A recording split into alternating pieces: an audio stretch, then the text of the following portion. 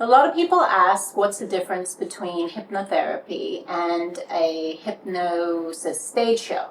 And as we had one person here in Cairns the other day, and I think you might have a few more shows, he was doing a comedy stage show. And so some of us thought it would be fun to go and see it. And as I hadn't seen one before, so my girlfriends and I, and this is Sandy, and we went to go see the show. And I thought it would be good, kind of interesting, because everybody wanted to ask Sandy questions at the end of the show, because she got on stage. There were about 20 people, weren't there, on the stage? Yeah, they had 20 or 25 seats on the stage. And maybe we should go back and start with why did you want to go? Why did you want to go? Because I've seen a hypnotism show before, and it was a lot of fun. And I thought I'd just go and have a laugh with some friends, and just go with it. And so when they asked for volunteers, I thought, why the hell not?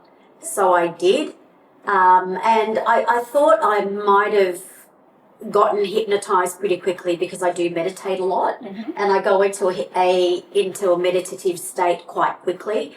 But I did go straight under, basically like that. Well, we did talk about it beforehand, so because they do ask. So first off, I was interested how many people came from Cairns, which is a pretty small town.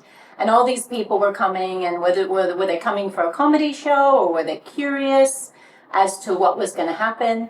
And so he did invite everybody up, didn't he? He said, he said specific kind of person needs to come up on stage. Yeah, I can't remember exactly what he said, but fun? I think, he said people who are up for a bit of fun, maybe open-minded. He might have said that as well. But he asked for volunteers. He didn't say you and you. So he didn't pick people. There were no plants.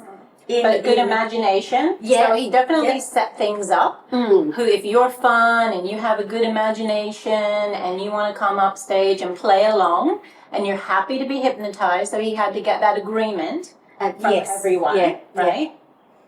And so Sandy got called up on stage, and I thought it was interesting that there weren't enough men. So this particular hypnotist was like, we need more men, and which turns out in the end later that there was only one. So of the 20, if we go with 20, of the 20 people, there was only one man that ended up being in the final 6, wasn't there? Yeah. So, which might say that women, especially women around... more suggestive, maybe? Well, also more likely to do yoga, to do meditation or breath work. So we know that people who are used to doing these settling, calming kind of exercises or classes can go into hypnosis a lot quicker, can't they?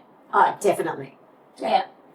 So what else? So you got called up on stage, and then what happened? Got called up on stage, and then he basically had us concentrating on a point on the wall and breathing, I guess, to see who would go into a trance. And I guess I just went straight into my meditation kind of thing straight away. And it's funny, I didn't realise until I saw the video that you took later that I was really slumped over and everyone else was sitting up straight. So I just went straight down.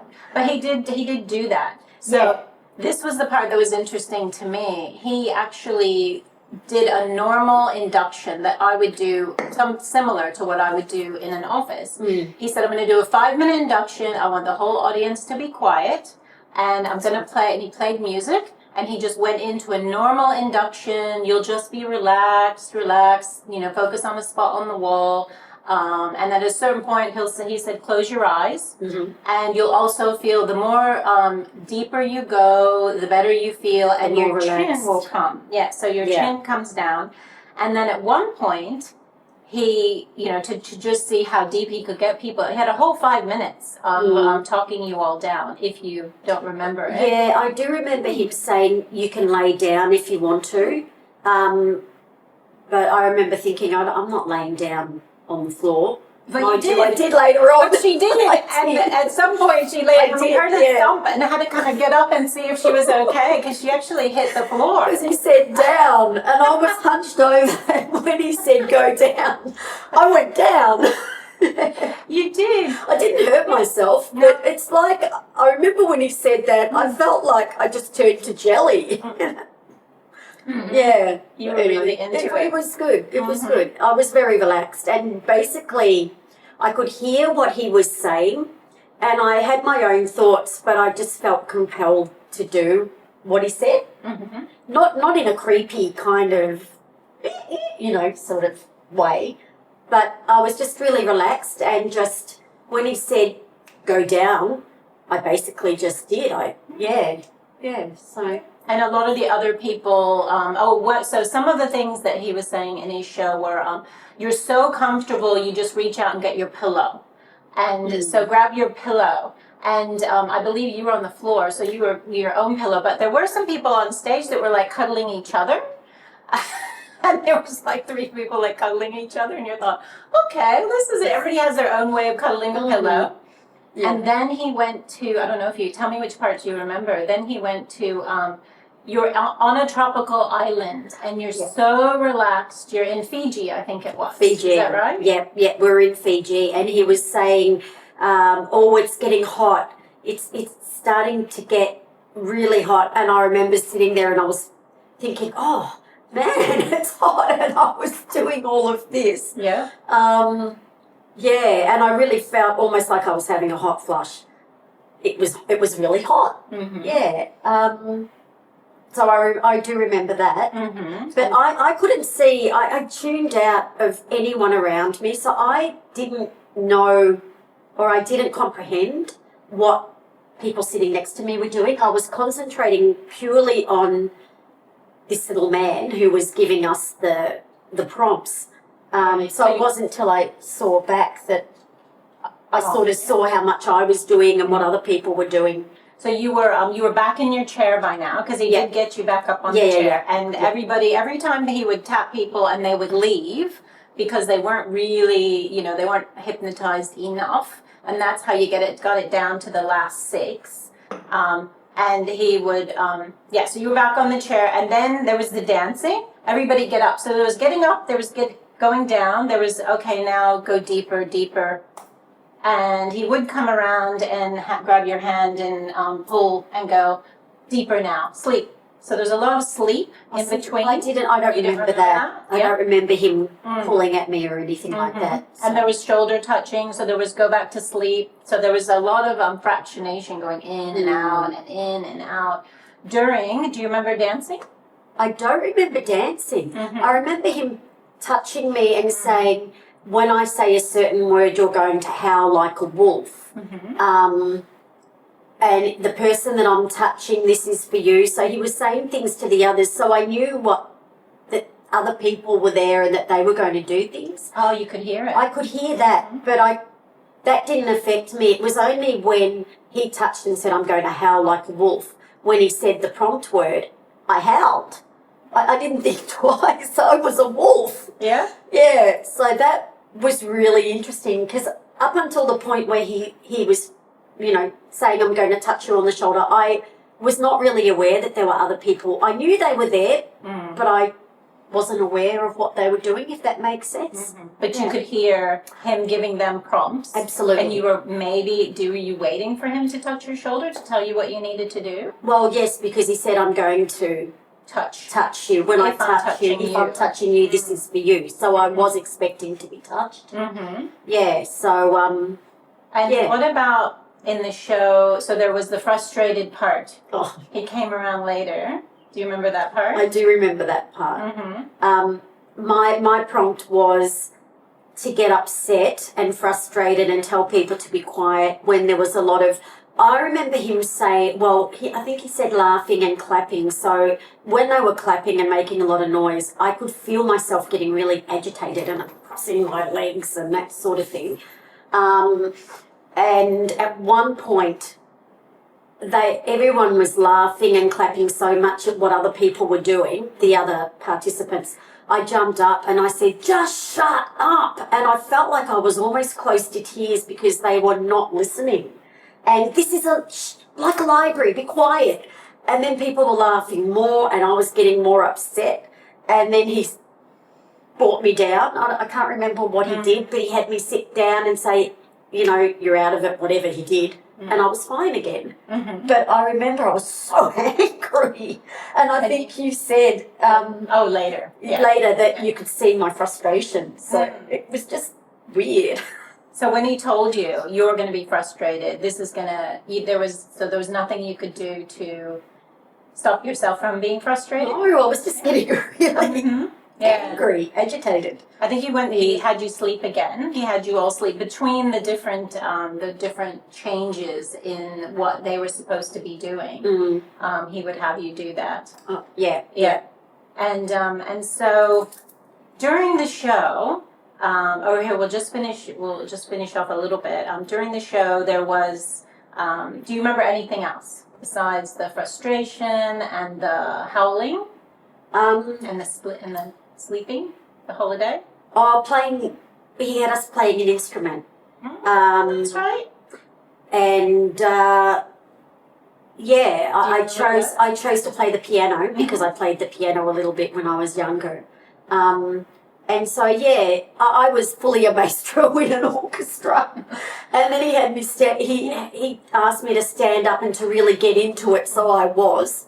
But again, it's not till friends videoed and I saw it back that I realised what an idiot I was, like how funny it was.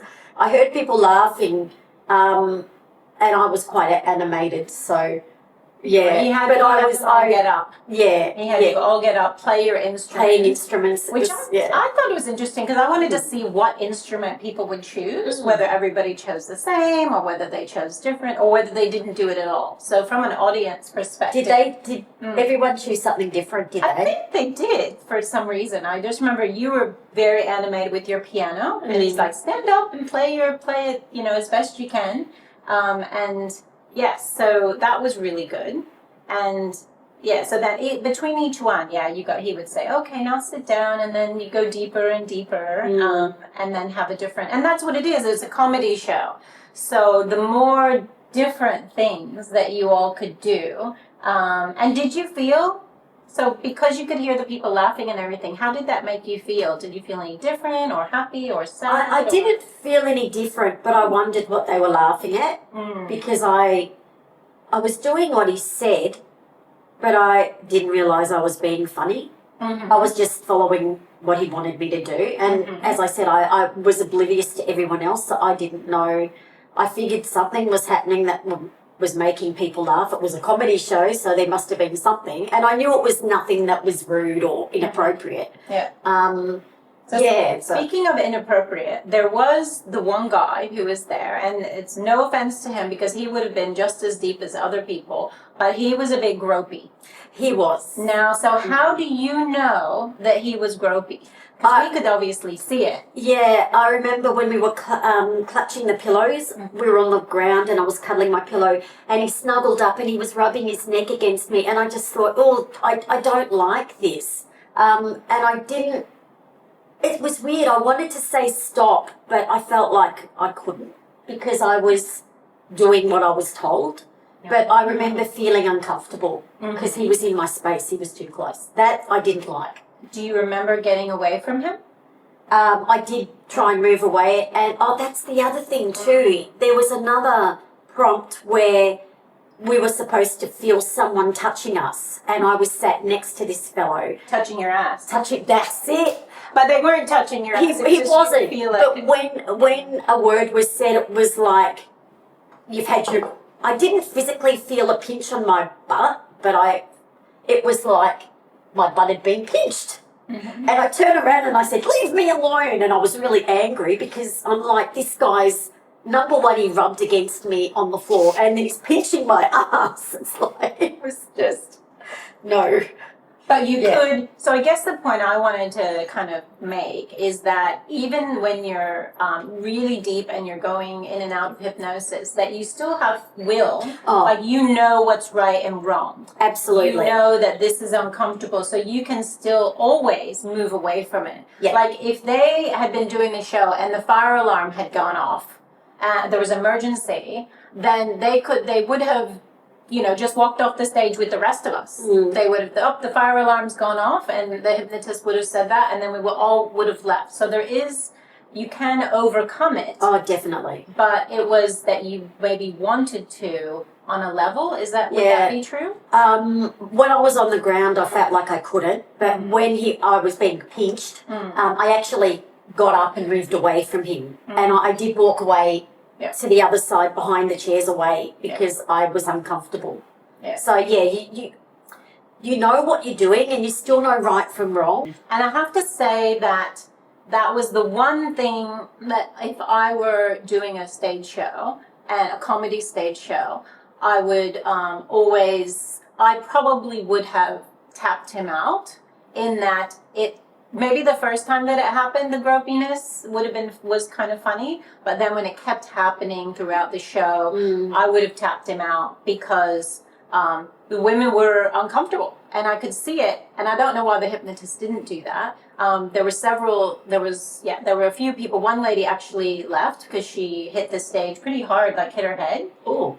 And you wouldn't know. No, but I think he was gonna go on, and then he just kind of let her go. But another woman was literally crawling across the stage to get away from him. And I don't think that was important to keep him there. In that anybody who's making people uncomfortable, especially when they're under hypnosis, I would have tapped him out. Yeah, I agree. And I actually thought he was being inappropriate, and I wondered how far he was under.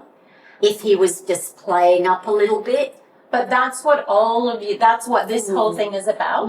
Because people are curious, are you really under? Because you have your eyes open. You do, but I honestly was. I mean, I can only speak from my own experience, and I was. I don't know about other people. Yeah. I assume they were. Yeah. I would think the same. I honestly wouldn't think that he wasn't as under as the rest of you, because it looked like the different things that happened towards the end of the show. So, was there anything else in the show that you wanted to talk about? I've got to say at the very end, he did say, as a thank you to the participants, those of us that were left on stage, he gave us an affirmation before he brought us out. And personally, I that really helped me because, we all have busy lives and a lot going on. And, he said something like, you will walk out of here a better version of yourself and you are worthy. And he just planted those beautiful seeds. And I came out of there feeling so good. And that actually has continued with me. So for me personally, it was worth that affirmation from him. So I'm a believer. The experience was fun, challenging, but I came away feeling really good from it all.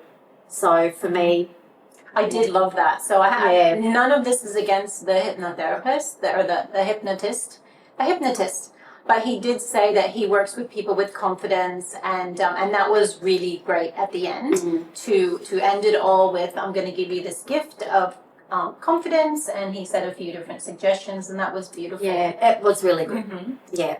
And so then I have this question. So then that was kind of the end, and then everybody kind of split, and you can come back and sign up, or I'm sure that he was hoping that people would come and do his therapy, his confidence hypnotherapy, which is beautiful. But so you felt that after everything that happened, that was the thing that stuck with you. Was absolutely, the it was. Yeah. And do you remember a certain saying, or just where do you feel it? This new confident feeling. Just the one thing that stuck with me was you will be a better version of yourself. So anything that's happened up to this point is old, and you are now stepping into like the new you. And that was very apt for me at the time. It just hit me right when I needed it. Yeah. And it's just given me a whole better sense of myself and confidence in myself and self-esteem. And yeah, I feel so much better for it. So would you do it again? Yes. Yep. You would Yep. do it again? Yep. Even if it makes people laugh. You know, Okay. making people laugh is not a bad thing after all. So there you go. From Sandy, if you go to a show, a comedy show, you can get up and get in, and you might come away with the beautiful gift of confidence. Mm. Thank you so much. Thank you.